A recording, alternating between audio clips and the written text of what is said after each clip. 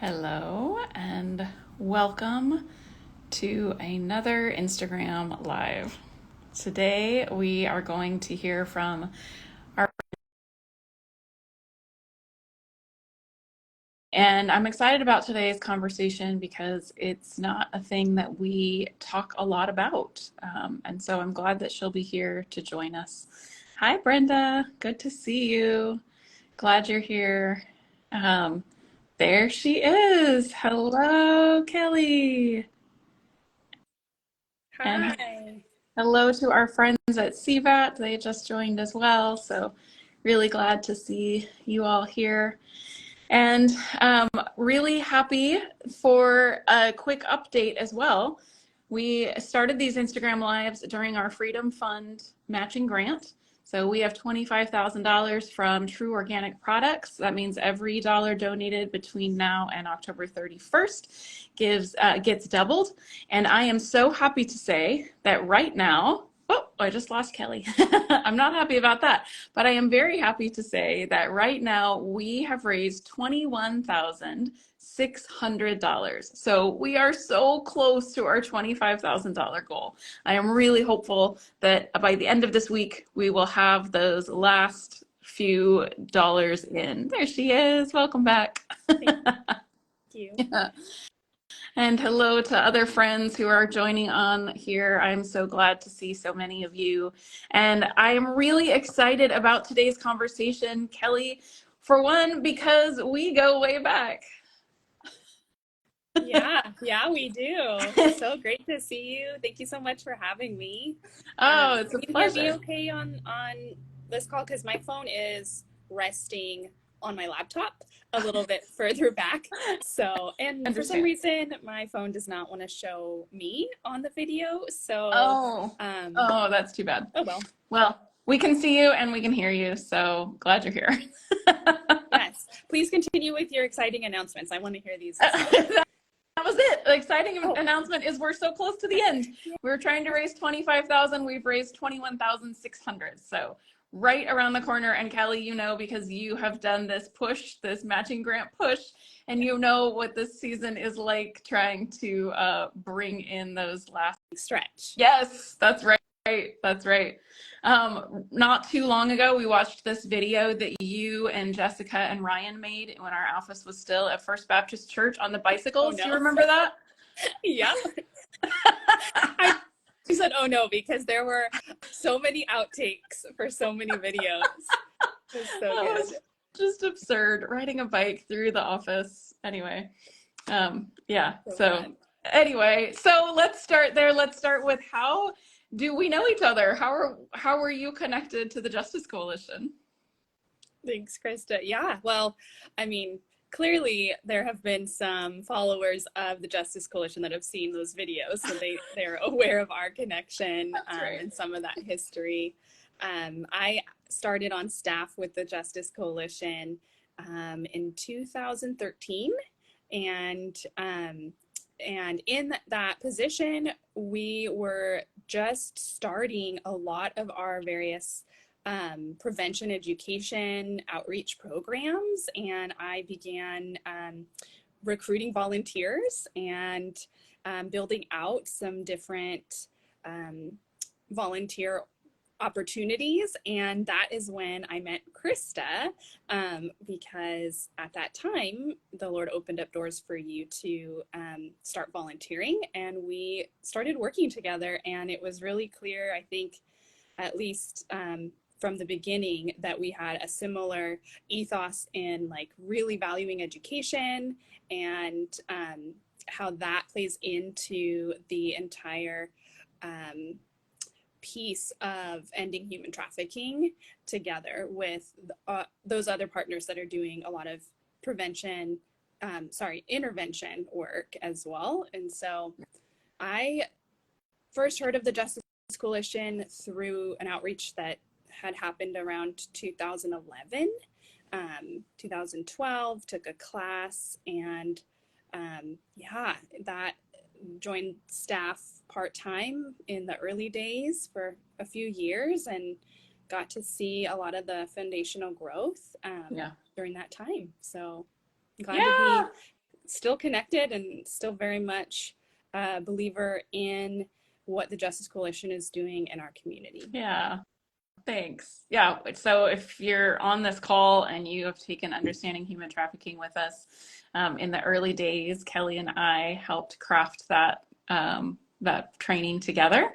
And if you ever wonder if like the comments that you make at the end of presentations, if those matter at all, my memories are standing in parking lots with Kelly at the end of our presentations, reading through every comment because we wanted to know right now, what could we do better? How could we improve this? What do people need to learn? Yeah.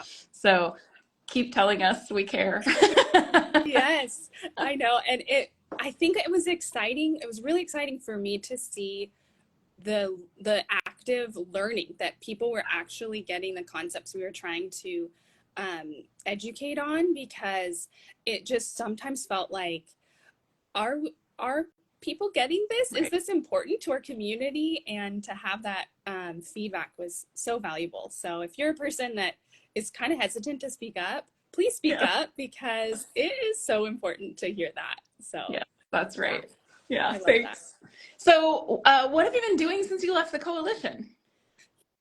Yeah, a lot of different things. So I worked for a time with a local business that was doing fairly sourced coffee. Lana Coffee Company is their name, out of downtown Fresno. And so I worked with them. Please support them. Yay! So I worked with Lana, and it was a really interesting aspect of not primary prevention and not even necessarily secondary prevention regarding labor trafficking globally. And we'll talk a little bit more about that, I know, a little bit later, but really that company I was able to build out the relationships and was able to work within a small part of the anti-trafficking field in the business sector, and seeing how a business can really make decisions that have global impact for those laborers and workers globally to receive fair wages and fair compensation. And so I worked there for a time, and then I became the Tulare County Human Trafficking Task Force Coordinator in 2020, which was a crazy year to start directing a task force. And so a collaborative task force of people that can't meet in person. Yeah. It was wonderful and very challenging. I got to lead that task force the last 3 years under a federal grant, and that involved nonprofits, law enforcement agencies, federal law enforcement agencies, and local service providers. And so that was where I had been until this last March. And then I transitioned to work for Preventing and Addressing Child Trafficking, or the PACT project, which is where I'm currently at. And I'm in the role of regional coordinator. So I oversee the counties that are in the Central Valley and Northern California. And who did this job before you? Jessica Pittman. So people have probably heard about PACT from us before. We are super grateful for the work of PACT. Lots of research that's been done, lots of resources, and also another pivotal person in Justice Coalition history is Melissa Gomez, who is also leading PACT and was one of the original founders of the coalition. So I say that because I'm not going to lie, I have a certain level of pride that all these really wonderful people, like, I get to know. And they're doing big things up and down the state of California and working with Department of Social Services, doing lots of education and resourcing and research. And so in this new role, one of the things that I have been learning a lot from PACT about in the last couple of years is labor trafficking. I think, you know, even back when you and I were creating presentations, the idea, we learned a lot and knew a lot about global trafficking, labor trafficking. We've done classes on conscious consumerism and the ways our our dollars make a difference in trafficking around the world. And here we largely focused labor trafficking on agricultural labor and adults. And those are still things that are real and true and under recognized and under resourced. And yet there's more to the story as well. So I would love to hear what you have been learning and exploring in this new role of yours. Yeah, that is such a great point. Thank you, Krista, for highlighting labor trafficking. And I think what I want to focus on more is the youth aspect, because not only is that a big part of my heart, but also, and not only am I supporting child welfare in my role as PAC coordinator with supporting youth in this area, there's been a lot more awareness and research that has come out focusing on kind of that missing gap of our youth being labor trafficked in the US. And we still have a long ways to go in many areas, but I'm encouraged by the fact that there's been some more scientific evidence that has led to greater audiences outside the anti-trafficking field also being made aware of the fact that this is happening. And so I think it's just really important that we continue to have this conversation, and happy to share some of what we've discovered at PACT, what I've learned personally. And it's really interesting because with labor trafficking, we really have to do a lot more teaching and education for individuals to understand what that is, especially because there is a difference between a labor violation or like being exploited in your work and then being trafficked. And I think about my own work experience, and as a teenager, I would have no idea. Like, think back to your own first job or first experience. How much did you know about your workers' rights? Right. How much was that even explained to you in your interview process? And so what we know to be true is that, along with human trafficking in general being an underreported crime, labor trafficking is even more so hidden, because there's different layers in what exactly that might mean to the individual that's being victimized, understanding that the job they're doing is actually being exploited, or the person that they're disclosing to maybe not understanding or asking the right questions and knowing what to look for, and emphasizing that part of their story or situation, right? Yeah, as I've been thinking about the work that we do at the coalition, I've been thinking about like concentric circles, so that the person at the center is the victim of trafficking, of exploitation of some kind, right? And then outside of that are the people who are closest to them, who might be supporting them. And depending on their situation, that could be a social worker, it could be a family member, it could be an employer, right? Like somebody really close. And then the next is like the community. So who in their neighborhood, or who visits that restaurant, or who in the healthcare, what healthcare provider is meeting with them, those kinds of things. And that's sort of how we've been thinking about education, is how do we educate all three of those? So when you're thinking of a youth specifically, what kinds of things do you think that you wish that youth knew about their own situation, so that they might be able to avoid an exploitative labor situation? I think the most important thing is that you have workers' rights no matter your status of citizenship in the US.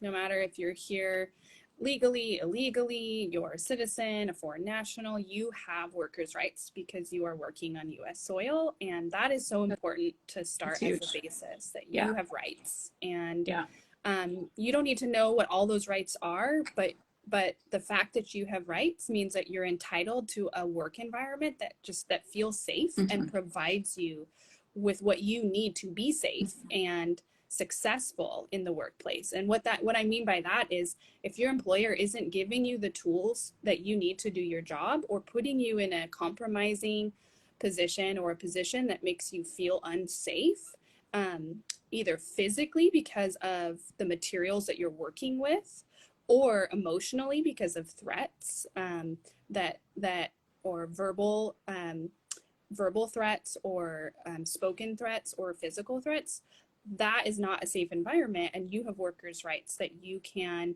talk to a trusted adult about. You can ask questions. I would say be curious. Like, ask a lot of questions.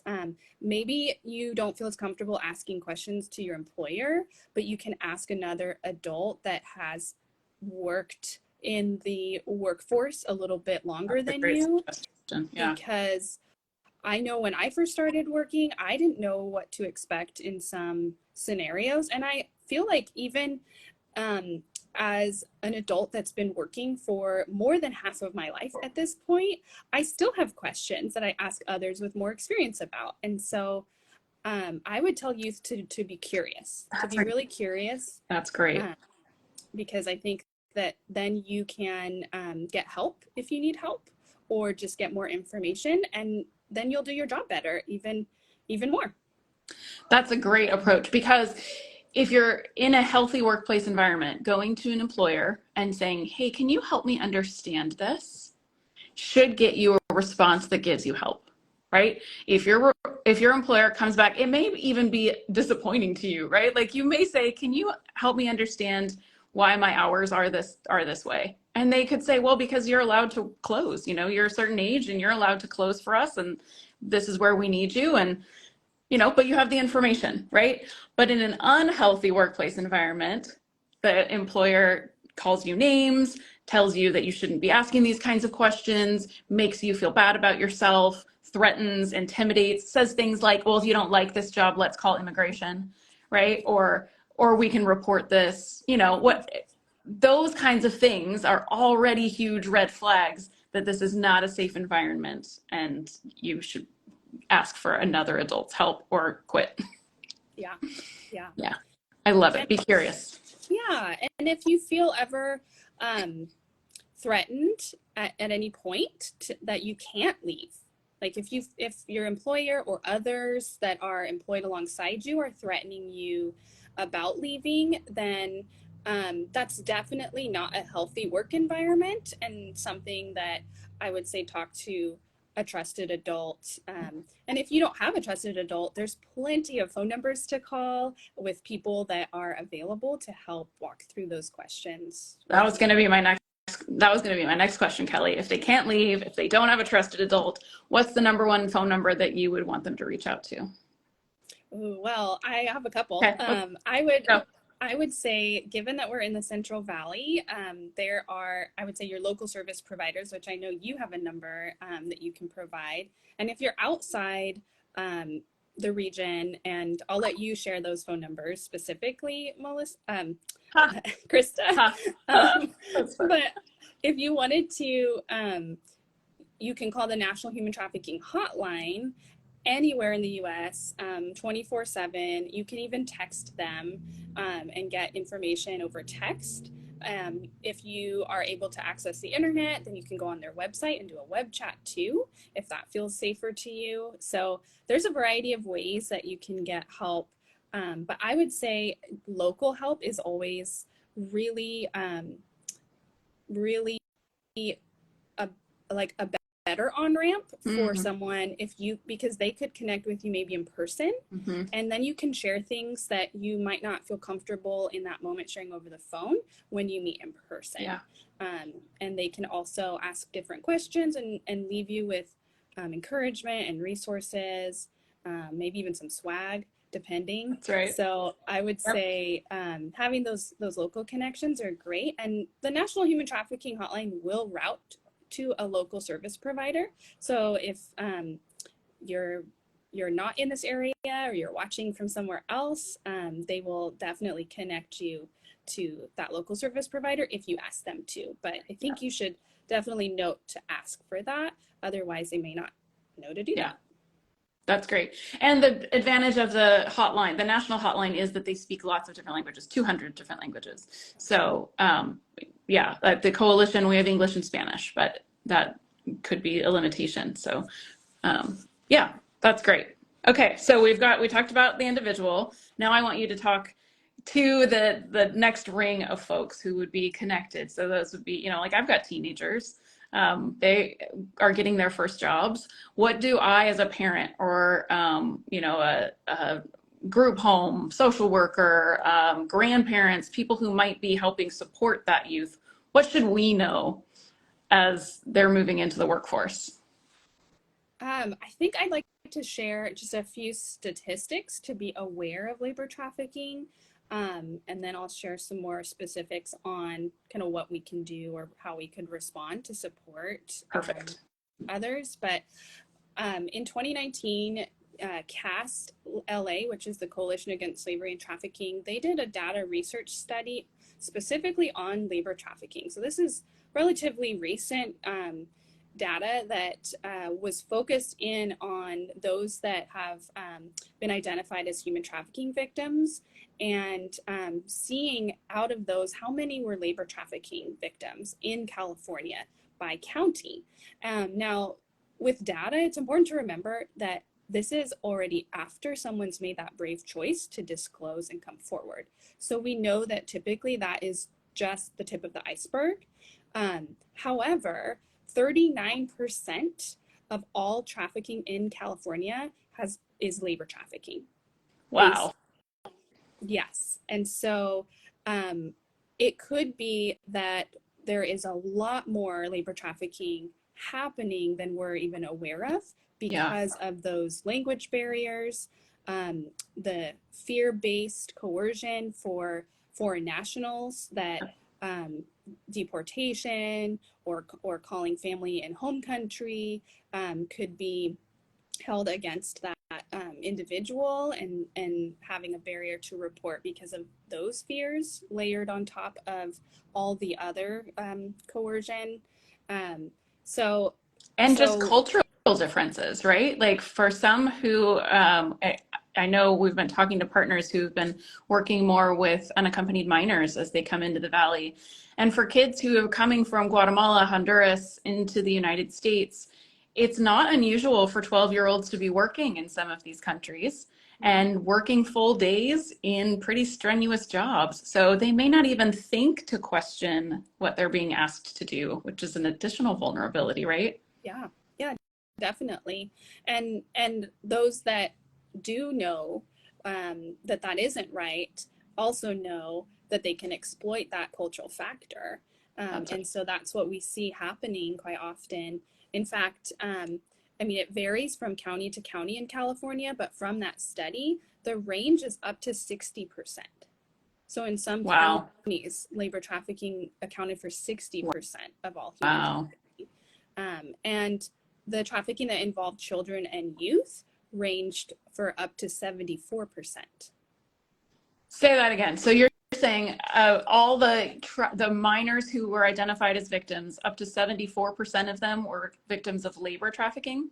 From depending on the county, yes. So certain counties had more, 74% of all trafficking as youth that were labor trafficked. Wow, that's so huge. Yes. I don't think that most people can even actually imagine that, truthfully. We've done so much talk about protecting kids from sex trafficking. It gets so much attention. And I think it's hard for people to even envision. So maybe could you tell an example, a story of what a minor who's being trafficked in a labor trafficking situation might look like? Yeah.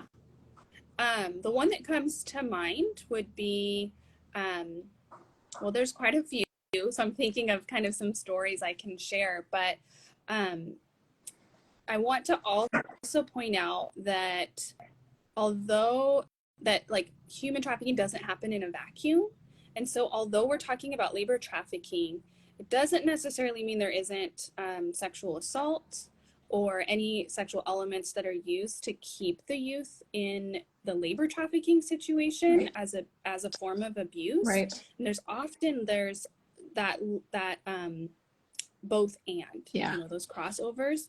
And so I just want to point that out as well, because I think it's important that we recognize both aspects, but also recognize that everyone is different, and that there are many cases where it's only labor trafficking with maybe a sexual assault component, but their main form of exploitation has been to work in some type of industry.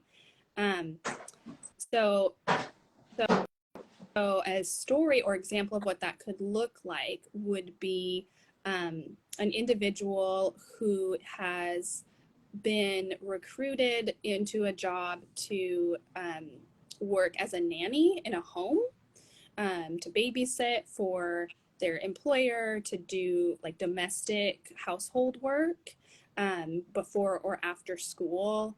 And in those cases, it is an agreement between, that household and that individual. And if the youth isn't aware of their workers' rights, there's not many other people they can check in with, right? That's right. And so oftentimes domestic servitude cases are a high vulnerable situation because there's less accountability for that employer, because it's out of their own home. Yeah. And so that's a situation that comes to mind that I know is also being identified as awareness has been, more awareness has been made, more individuals have come forward, and we're finding that there's a lot of domestic servitude situations that often start with youth and then carry into adulthood. Sure. Yeah. Okay. Yeah. Great. That's a good example. But... Yep. That's a very good example. Yeah. I also want us to touch on this idea of forced criminality as labor trafficking, because I think that's one that people often overlook. Can you say a little bit about that? Sure. I didn't want to like add another layer too soon, but pile it all on. Yeah. Well, so most, if we think about, so what forced criminality is there's forced labor. So you're forced to work. That can be any industry, anywhere. That looks like restaurants. It looks like agriculture. It looks like a person's home. But then there can be elements of illicit activity, whether that's within that legal industry or just as a side. So maybe you are forced to carry drugs and to a different location, and you're not even aware of what you're carrying.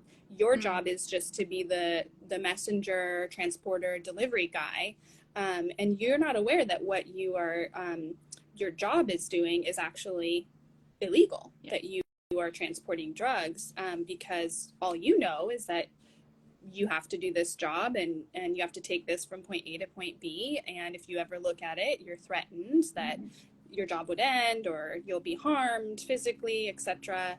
And so forced criminality is really common, we're finding, among youth, because of the vulnerabilities that youth have in not having the work experience to know, is it, they're not being curious. You're not asking, is that normal? Should I be doing this? Is that like, should I know what I'm taking from this city to this city? Or am I even allowed to drive this kind of car? There's lots of layers that that youth just simply aren't asking. And as adults, we can't expect them. We can't expect them to ask and know and be their own advocate, because they don't know what they don't know. And so I would say to the community, educating ourselves on the realities of forced criminality. There's a recent report from Covenant House, New Jersey, that they focus specifically on forced criminality among youth. That is one of the more prolific, in-depth research projects on what that looks like in the US. And I would highly recommend looking online for that. I can give you the link in the chat, or if you want to share that out. If you aren't someone that enjoys reading as much, then sign up for a class. There's lots of labor trafficking 101 classes available virtually to learn more about labor rights and what is okay and what's not okay, so that you're prepared for when someone is asking those questions, because you are that trusted adult Yeah. or friend. Yeah, that's great. Great. Good. Thank you. All right.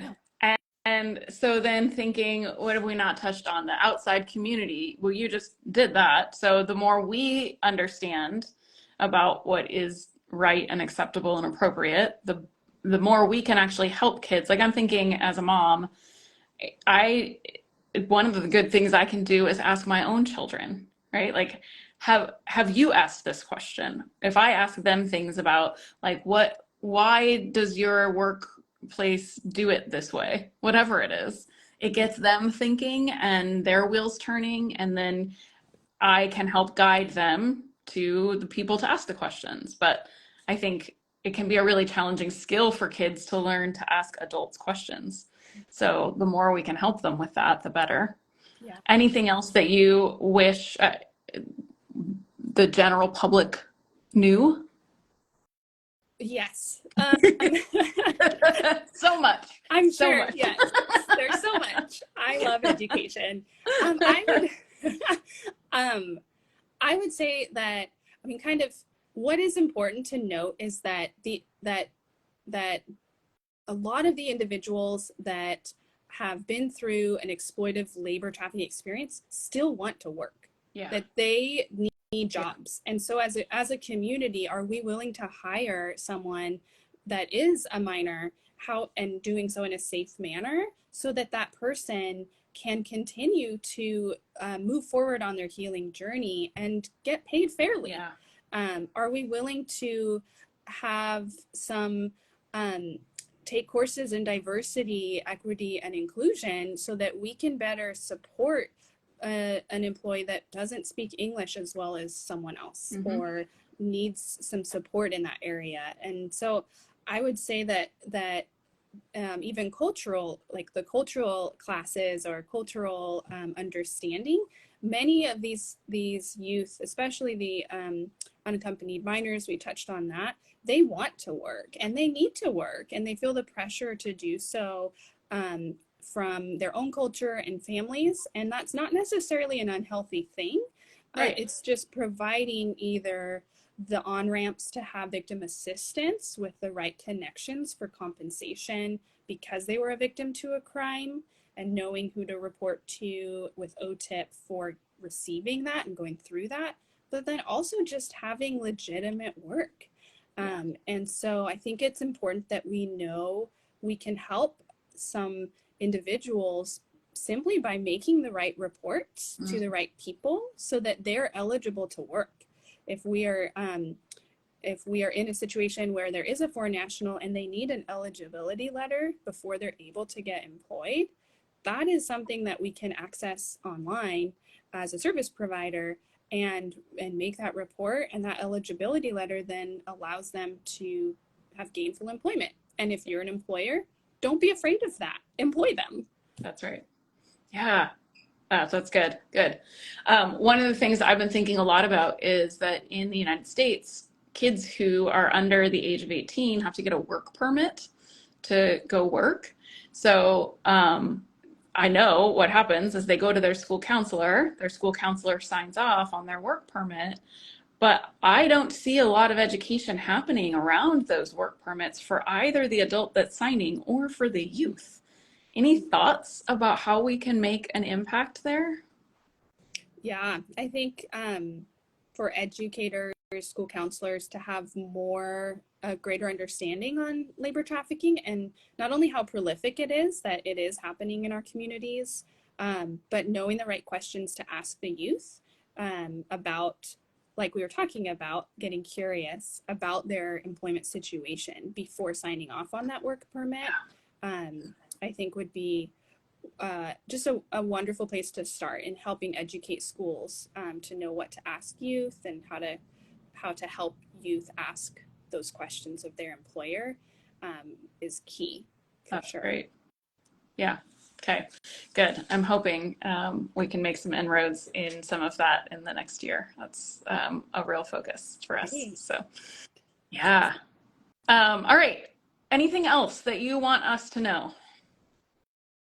Everyone can make a difference where they're at. I feel like that is just something really important no matter who's watching. Maybe you don't own a company to employ someone, but you work with others and you can share about workers' rights. Maybe you work directly with youth, maybe you don't. Nope, lost your sound for a second. Can you hear me okay? There you go. Yep, we're good. Go ahead. Yeah, just that we can make a difference wherever we're Yeah. at if we are paying attention.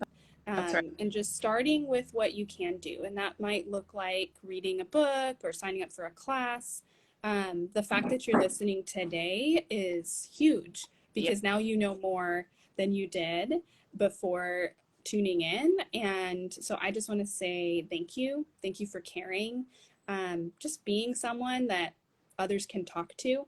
Just saying, hey, I'm here for you, and being open goes so far. And so, yeah, just thank you. Thanks for this opportunity.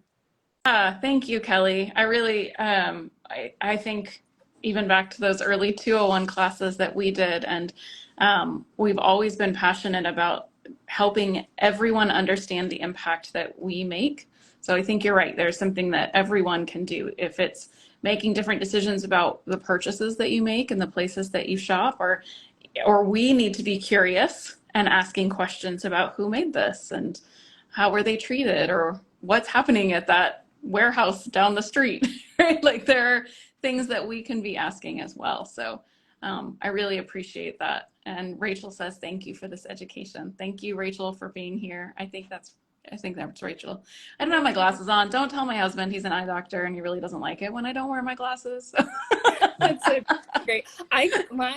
There's like a block in front of the invite, so I can't see if there's questions or like comments or anything. So if there are, I mean, I'm happy to do that, answer questions. Thank you, Rachel, for your comment.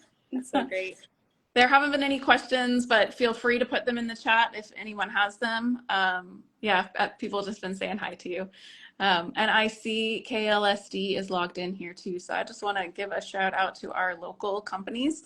And that those are really great places to, shop small matters, not only for the local economy, but also because like a farmer's market, the closer you are to the people who are making the products, the better your chances of being able to ask the right questions and to learn about how products are made and what goes into them. And then, the reality of that is we also have to address as consumers, what are we prioritizing? And are we willing to buy a t-shirt at the price that it actually costs to make it so that people are treated well, as opposed to getting the best deal on the rack and not asking questions. So I think curiosity also often leads to sacrifice, which, I think is a good thing.